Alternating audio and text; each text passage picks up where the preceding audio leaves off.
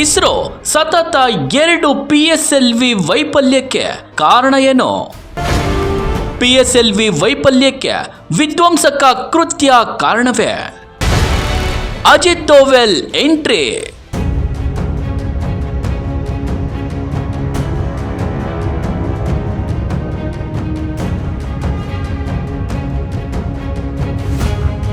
ಮೇ 18, 2025 ಬೆಳಗ್ಗೆ 5:59 ಸಮಯ PSLV rocket launch ವೈಫಲ್ಯತೆ ಕಂಡಿತು. ಮತ್ತೆ ಆಂಧ್ರದ ಶ್ರೀಹರಿಕೋಟಾ ಸತೀಶ್ ಧವನ್ ಸ್ಪೇಸ್ ಸೆಂಟರ್ ನಲ್ಲಿ ಜನವರಿ 12, 2026 ಬೆಳಗ್ಗೆ 10:18 PSLV ರಾಕೆಟ್ ಮತ್ತೆ ಲಾಂಚ್ ಮಾಡಲಾಗಿತ್ತು.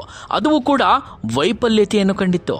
ಸ್ಯಾಟಲೈಟ್ ಗಳನ್ನು ಸೂರ್ಯ ಸಂಬಂಧ ಕಕ್ಷೆಗೆ ತಲುಪಿಸುವ ಮಿಷನ್ ಇದಾಗಿತ್ತು. KID ಎನ್ನುವ ಮತ್ತೊಂದು ಕ್ಯಾಪ್ಸೂಲ್ ಅನ್ನು ಭೂಮಿಗೆ ವಾಪಸ್ ತರುವ ಯೋಜನೆಯೂ ಇದಾಗಿತ್ತು. ಆದ್ರೆ ರಾಕೆಟ್ ಉಡಾವಣೆ ವಿಫಲವಾಯಿತು. PSLV ಸತತ 2 ಬಾರಿ ವೈಫಲ್ಯತೆ ಕಂಡಿತು. ಸತತ 2 ವೈಫಲ್ಯತೆಗಳ ಕುರಿತು ತನಿಖೆ ನಡೆಸಲು ರಾಷ್ಟ್ರೀಯ ಭದ್ರತಾ ಸಲಹೆಗಾರ ಅಜಿತ್ ದೋವಲ್ ತಿರುವನಂತಪುರದ ಬಾಹ್ಯಾಕಾಶ ಕೇಂದ್ರಕ್ಕೆ ದಿಢೀರ್ ಭೇಟಿ ನೀಡಿದ್ರು. ಟುಂಪಾದಲ್ಲಿರುವ VSS-AC ತಲುಪಿದ ದೋವಲ್ ವಿಜ್ಞಾನಿಗಳನ್ನು ಭೇಟಿ ಮಾಡಿ ಈಗಾಗಲೇ ಮಾಹಿತಿ ಸಂಗ್ರಹಿಸಿದ್ದಾರೆ. ದೋವಲ್ ಅವರ ತುಂಬಾ ಭೇಟಿ ಕೆಲವು ದಿನಗಳ ಹಿಂದೆ ನಡೆದಿದ್ದು ಮುಂದಿನ ನಡೆ ಕುರಿತು ಎಲ್ಲರಲ್ಲೂ ಕೂಡ ಕುತೂಹಲ ಮೂಡಿಸಿದೆ.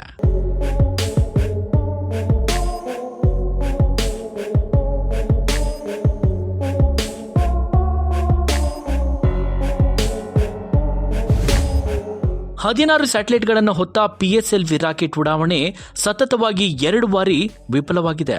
ಇಸ್ರೋದಿಂದ ಉಡಾವಣೆಗೊಂಡ PSLV ರಾಕೆಟ್ ವೈಫಲ್ಯತೆ ಕಂಡಿತು. ಇದರೊಂದಿಗೆ ರಾಕೆಟ್ ಜೊತೆಗೆ ಅದರಲ್ಲಿದ್ದ ಭೂವೀಕ್ಷಣಾ ಉಪಗ್ರಹವಾದ EOS-N1 ಸೇರಿದಂತೆ 16 ಸ್ಯಾಟಲೈಟ್ಗಳು ನಾಶವಾಗಲಿವೆ.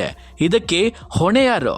ನಿಜಕ್ಕೂ ರಾಕೆಟ್ ತಾಂತ್ರಿಕ ವೈಫಲ್ಯ ಕಂಡು ಗುರಿ ತಪ್ಪಿತ್ತ ಅಥವಾ ವೈಫಲ್ಯತೆಯ ಹಿಂದೆ ಬೇರೆಯದೇ ಕಾರಣ ಇದೆಯಾ? ಈ ಬಗ್ಗೆ ಸ್ಪಷ್ಟ ಮಾಹಿತಿ ಕೇಳಿ ನರೇಂದ್ರ ಮೋದಿ ಅವರು ಅಜಿತ್ ದೋವಲ್ ಅವರಿಗೆ ಇದರ ಜವಾಬ್ದಾರಿಯನ್ನು ನೀಡಿದ್ರು. ಆಗ ಆಗಿದ್ದೇ ಅಜಿತ್ ದೋವಲ್ ಅವರ ಎಂಟ್ರಿ.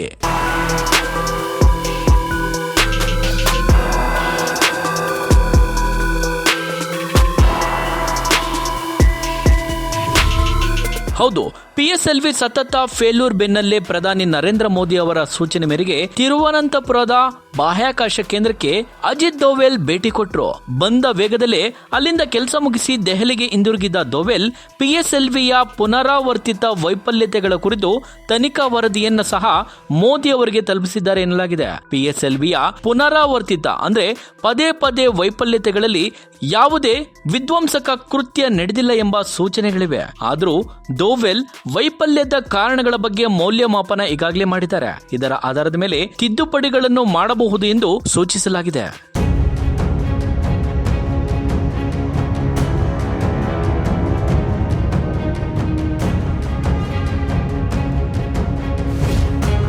ಮೋದಿ ಸೂಚನೆ ಮೇರೆಗೆ ಎಂಟ್ರಿ ಕೊಟ್ಟ ದೋವಲ್ ದೆಹಲಿಯಿಂದ ಇಂಡಿಗೋ ಫ್ಲೈಟ್ ನಲ್ಲಿ ಬಂದರು. ಯಾವುದೇ ಪ್ರೋಟೋಕಾಲ್ ಇಲ್ಲದೆ ಮಫ್ತಿಯಲ್ಲಿದ್ದ ಪೊಲೀಸರ ಜೊತೆಯಲ್ಲಿ PSLV ತಲುಪಿದ್ರು.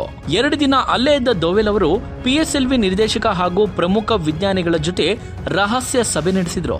ಒಂದಲ್ಲ ಎರಡಲ್ಲ 6 ಬಾರಿ ಸಭೆಯಲ್ಲಿ ವಿಜ್ಞಾನಿಗಳ ಜೊತೆ ಸಭೆ ನಡೆಸಿದ್ರು.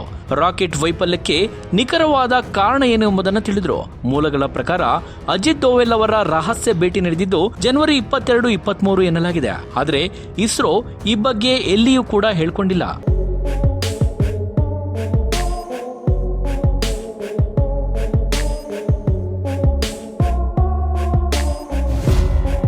PSLVಯ ಪುನರಾವರ್ತಿತ ವೈಫಲ್ಯತೆಗಳ ಕುರಿತು ಕಾರಣ ತಿಳಿಯಲು ರಹಸ್ಯ ಭೇಟಿ ಕೊಟ್ಟ ಅಜಿತ್ ದೋವಲ್ ಅವರ ಮುಂದೆ ಇಸ್ರೋದ ವೈಫಲ್ಯ ವೀಕ್ಷಣಾ ಸಮಿತಿಯು ಮೋಟಾರ್ ಚೇಂಬರ್ನಲ್ಲಿ ಒತ್ತಡ ನಷ್ಟವನ್ನ ಕಾರಣವಾಗಿ ಉಲ್ಲೇಖಿಸಿತ್ತು ಎನ್ನಲಾಗಿದೆ. ಆದರೆ ಅಜಿತ್ ದೋವಲ್ ಅವರಿಗೆ ಈ ವಿವರಣೆ, ಈ ಕಾರಣಗಳು ತೃಪ್ತಿ ಕಂಡಿಲ್ಲ. ವಿಧ್ವಂಸಕ ಕೃತ್ಯ ಆಗಿರಬಹುದು ಎನ್ನುವ ಸಾಧ್ಯತೆಯನ್ನು ಕೂಡ ಅವರು ಈವರೆಗೂ ತಳ್ಳಿ ಹಾಕಿಲ್ಲ.